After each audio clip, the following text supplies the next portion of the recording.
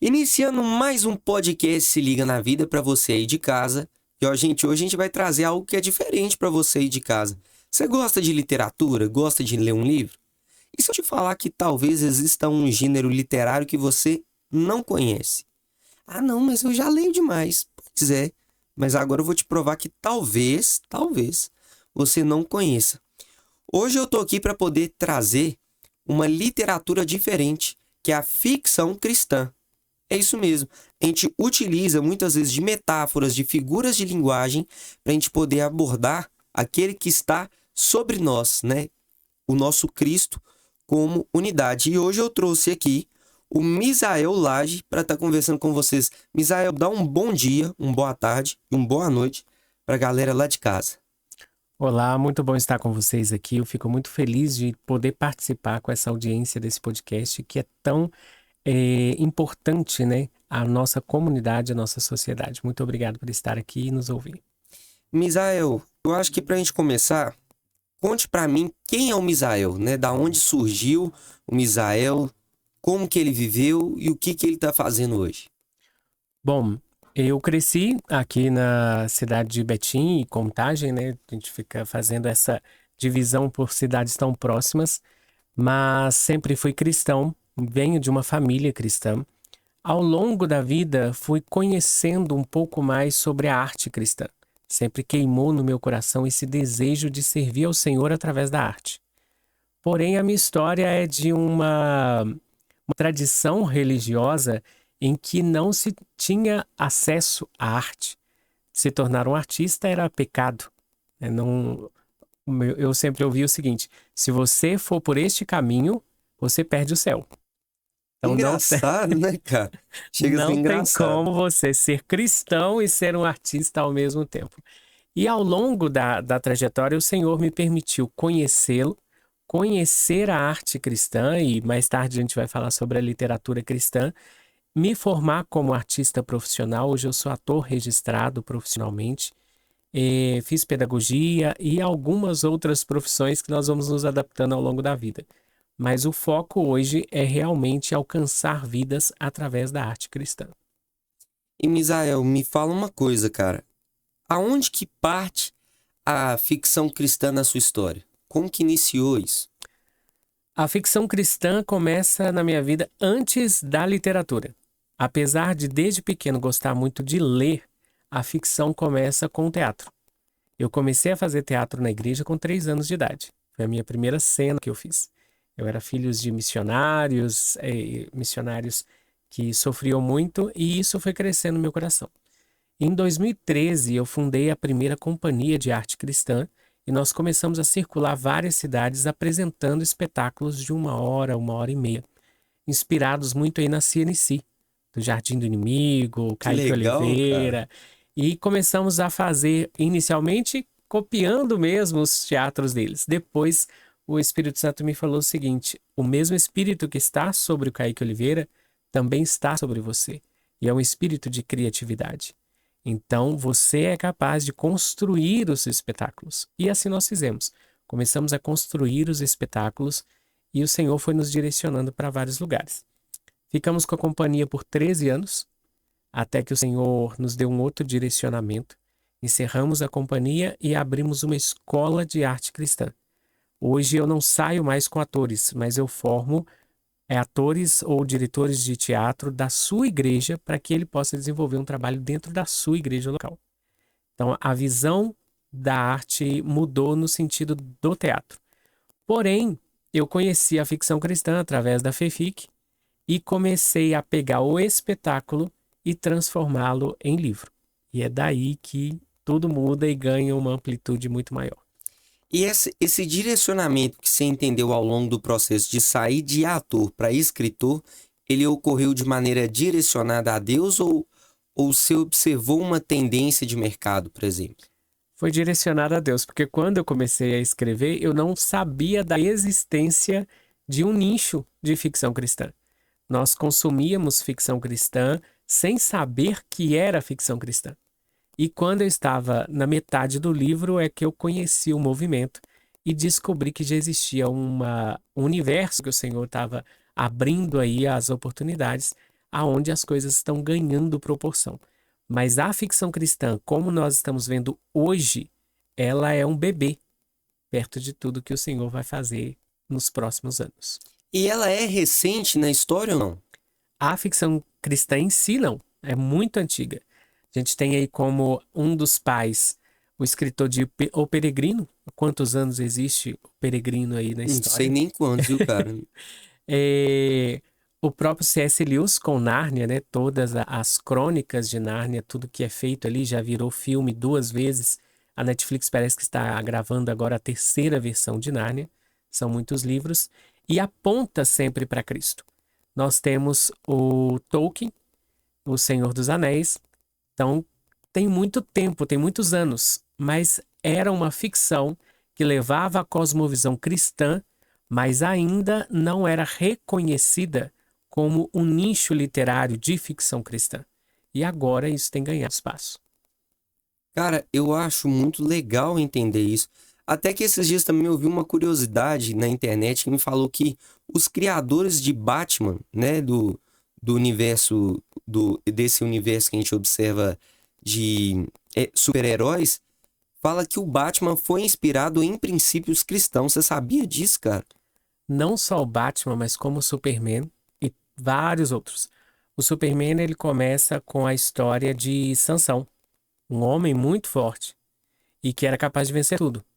Porém, os escritores originais dele ia fazer o Superman como vilão.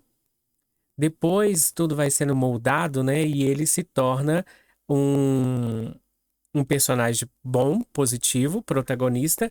E esse personagem começou a se assemelhar mais a Jesus. Então, se você assistiu o penúltimo filme do Superman, você vai ver ele caindo de braços abertos, estendido. Ele cai do avião de braços abertos. Então, você vê ali a crucificação. Você vê o batismo de Jesus.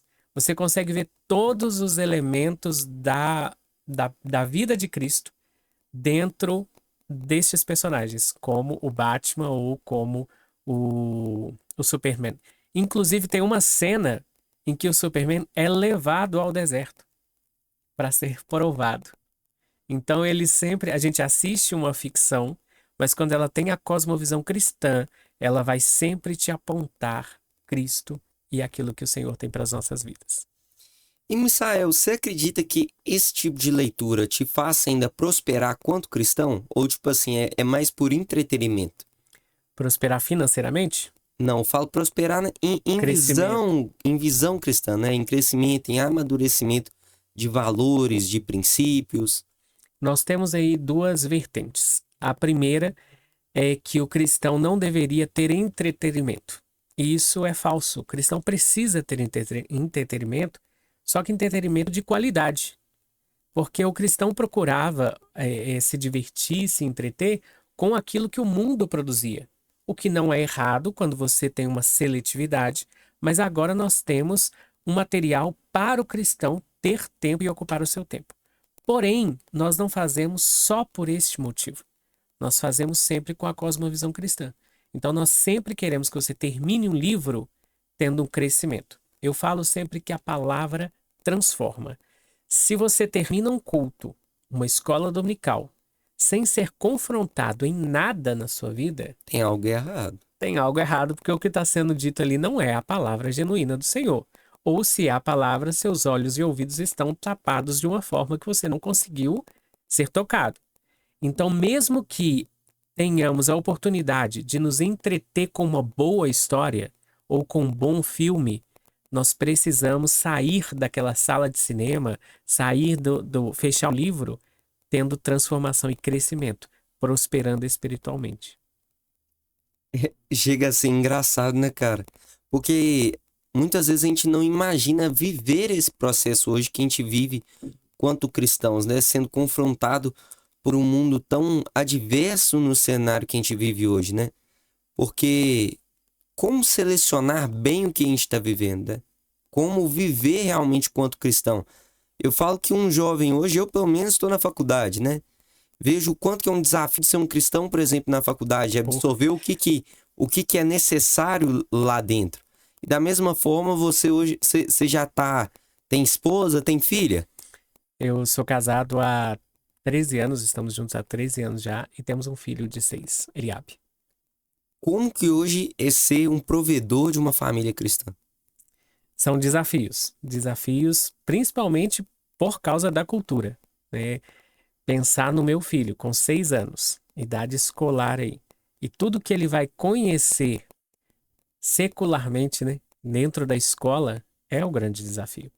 E tentar promover ali oportunidades para que ele cresça tendo conhecimento bíblico, se arraigando mesmo no evangelho, é um desafio. E tudo começa através da coragem de tentar fazer isso.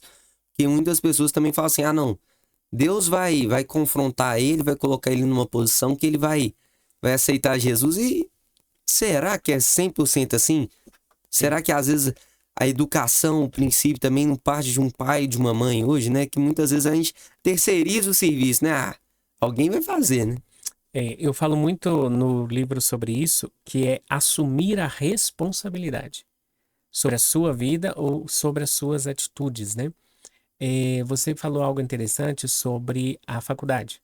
Quando eu comecei pedagogia, na primeira aula que eu tive sobre psicologia, eu saí do curso falando, eu estudava o sábado todo, era de 8 da manhã às 5 da tarde. Saí de lá, imagina você ficar ali horas ouvindo sobre Freud, sobre todas as teorias que tinha sobre a mente humana. Saí falando, mas peraí, será que tudo que eu já ouvi sobre Cristo, tudo que eu acredito hoje é porque me contaram? E se esse povo tiver errado? Então eu saí de lá com a mente assim, A gente é alimentado a desacreditar, né, cara? exatamente. Eu fui confrontado na faculdade a desconfiar daquilo que eu acreditava. E eu lembro que era lá no bairro Floresta, em Belo Horizonte. Eu entrei no ônibus e comecei a voltar para casa e comecei a perceber o seguinte: o Senhor foi ministrando ao meu coração, né? Bom, você não crê porque te contaram. Você não crê porque o seu pai, a sua mãe, o seu pastor te ensinou. Você crê porque você me conhece. Você crê porque você teve experiências comigo. Porque você foi curado de um buraco que você tinha na perna. Você crê porque você foi curado do hipotiroidismo sem tomar nenhuma medicação. Você crê porque você me conhece, você me ouve. E não porque te ouviu falar sobre mim. Então, eu falo que a experiência com Deus é o que vai nos manter realmente. Mas a nossa responsabilidade quanto pais é proporcionar um ambiente para que essas experiências aconteçam. Misael, e eu acho interessante a gente observar um outro aspecto, né? Isso, por exemplo, de lugar secreto, da onde que surge, né? A gente observar agora a visão do Misael internalizando essa visão cristã, mas quanto artista também. O que que te fez caminhar por esse lugar secreto que você escreve? Ao longo dos anos, tanto a minha vivência, o que eu fui construindo em mim mesmo, os lugares que eu não queria que recebesse visitas e aconselhamento, porque nós que estamos no caminho há algum tempo, recebemos muitas pessoas, adolescentes, jovens, senhores que querem desabafar ou precisam desabafar, mas têm certa dificuldade de acessar alguns lugares dentro de si. E esse é o lugar secreto. É aquele lugar que às vezes nós não queremos nem que Deus acesse. Ah, eu quero o Senhor na minha vida, mas eu quero no hall de entrada, na sala que está arrumadinha, mas e lá no porão? E no seu sótão? O que que tem nesse lugar? Que lugar secreto que você tem dentro de você que você não permite que às vezes nem mesmo Jesus acesse? Eu quero ser cristão, eu quero viver minha vida com Cristo, mas não vamos falar sobre o que aconteceu no passado, sobre a falta de perdão, sobre aquele abuso que aconteceu lá atrás. Esse assunto a gente mantém embaixo, esconde no lugar secreto. Mas para que nós recebamos o Senhor em casa, Ele não quer só a sala, Ele quer a casa inteira. Ele quer a nossa vida por completo. E as pessoas às vezes têm aquela ideia que tem que entregar a casa limpa, e muitas vezes que a gente só tem uma casa suja, né?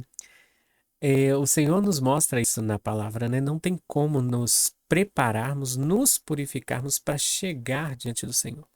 É Ele que nos transforma. É a palavra que nos transforma, que nos faz nascer de novo. Então, sem permitir que o Senhor entre no lugar secreto, nós não vamos conseguir sozinhos. Misael, me conta então um pouco mais do que acontece no lugar secreto, né? Do que a gente vai observar na leitura desse livro. Bom, tanto cristãos como não cristãos vão conseguir ler o livro como uma boa história. Porém, em todas as passagens, ela está baseada na palavra do Senhor e o cristão vai conseguir ler descobrindo versículos ao longo da leitura, incutidos ali. O não cristão vai ler, que não conhece a Bíblia, uma boa história e vai ser tocado por ela. A história se passa na era medieval. Mara mora numa ilha deserta e nessa ilha deserta ela já foi propositalmente para isso. Ela quer se afastar das pessoas. Ela não quer ver gente. Quando ela vai à comunidade, né, que tem na ilha para buscar alimento, ela tenta ficar o mínimo de tempo ali e o mínimo de contato com as pessoas, porque ela quer se isolar.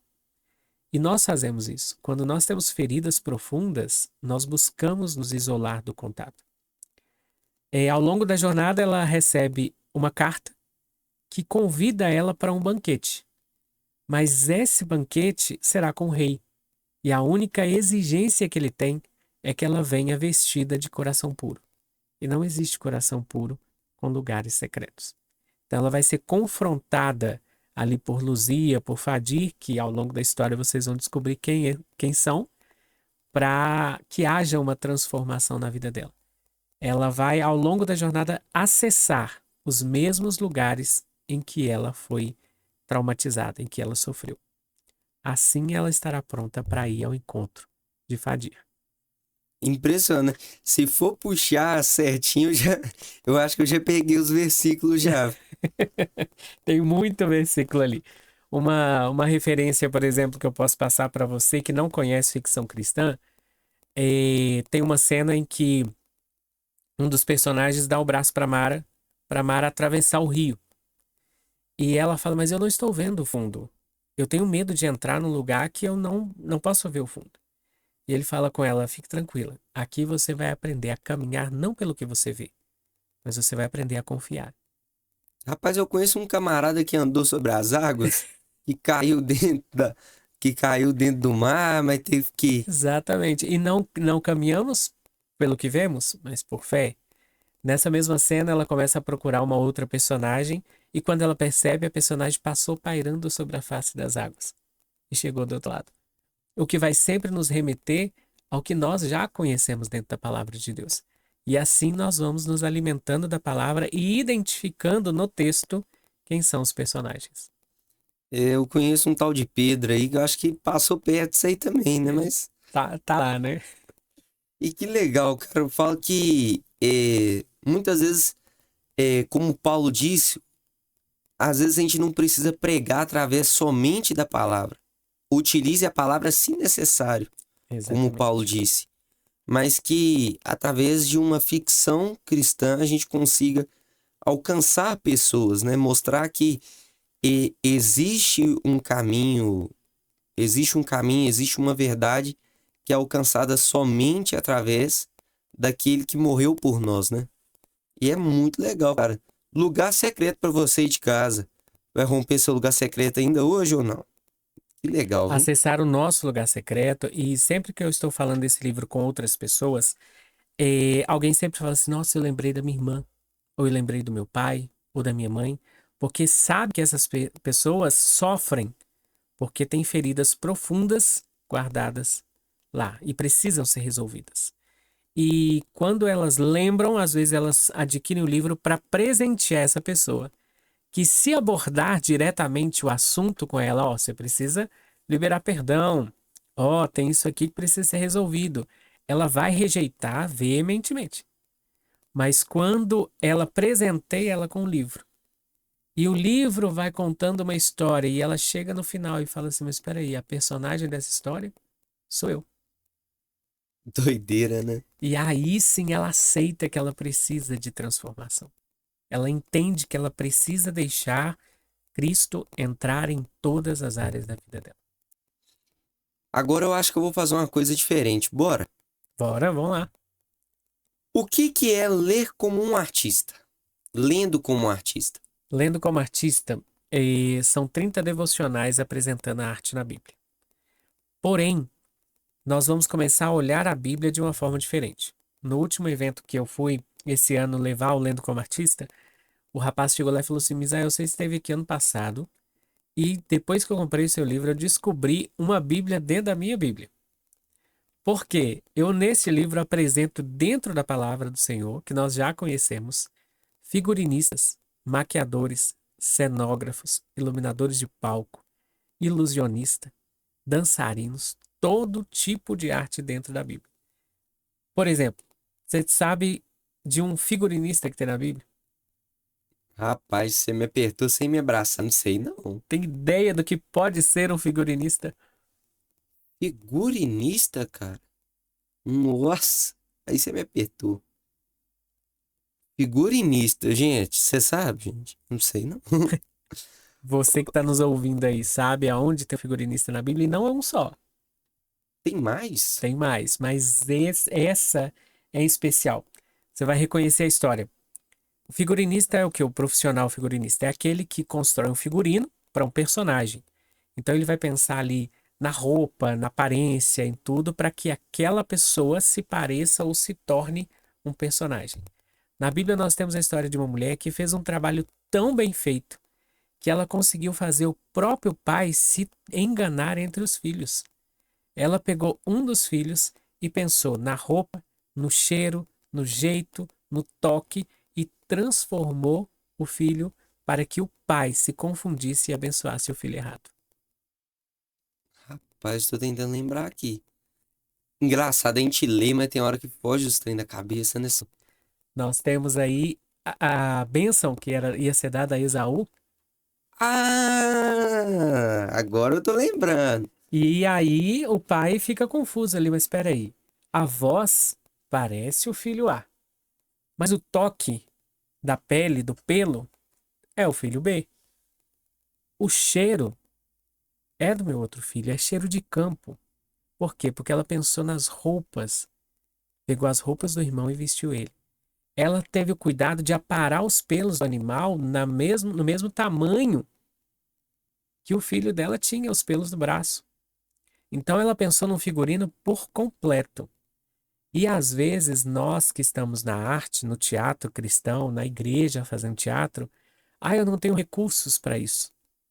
Aquela mulher não estudou nada. Aquela mulher não tinha recursos profissionais para nada. Ela só observou, né? Ela observou, pegou o que ela tinha e transformou. E ela muda aí a história de uma nação inteira por causa disso, né?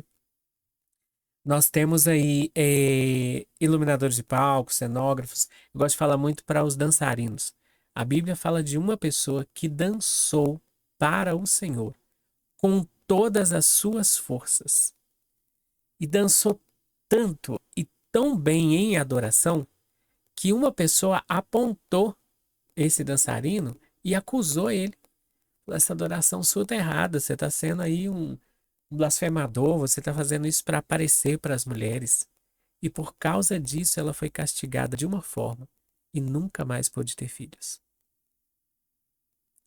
Davi, chegando com a Arca da Aliança, ele dança ao Senhor com todas as suas forças. E dança de tal forma que ele não se preocupa nem com as roupas que ele estava vestido, se estava aparecendo a coxa, se não estava, se tinha somente gente da corte, se não tinha, se tinham outras pessoas por perto, ele queria adorar. E ele adora com intensidade.